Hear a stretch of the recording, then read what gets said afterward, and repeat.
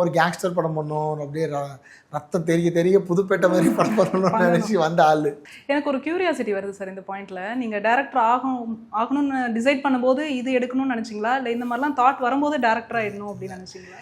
இல்லை, இது எனக்கு அந்த ரூட் கிடைச்சதால நான் அந்த ரூட்டை அழகாக எடுத்துட்டு அதை யூஸ் பண்ணுறேன். நான் ஜாலியாக படம் பண்ணணும், ஒரு கேங்ஸ்டர் படம் பண்ணணும் அப்படியே ரத்தம் தெரிய தெரிய புதுப்பேட்டை மாதிரி படம் பண்ணணும்னு நினைச்சு வந்த ஆளு.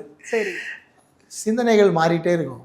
ஓகே. ஸோ அதுக்கப்புறம் எனக்கு நான் படித்தது, நான் பார்த்தது, அது எல்லாமே திரௌபதி படம் தான் என் லைஃப் அப்படி மாற்றி விட்டுச்சு. திரௌபதிக்கு கிடைச்ச அந்த ரிசப்ஷனு, அந்த ஃபேமிலிங்க அத்தனை பேர் என்னை ஒரு சேவியர் மாதிரி பார்த்தாங்க.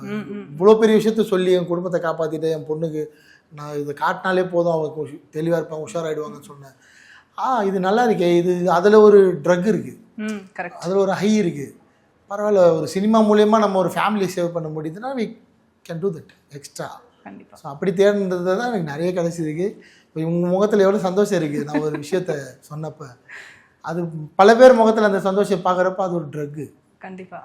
நேதாஜி புரொடக்ஷன்ஸ் வழங்கும் மோகன்ஜி இயக்கத்தில் ரிச்சர்ட் ரிஷி நடிக்கும் திரௌபதி 2 வெற்றி நடை போடுகிறது.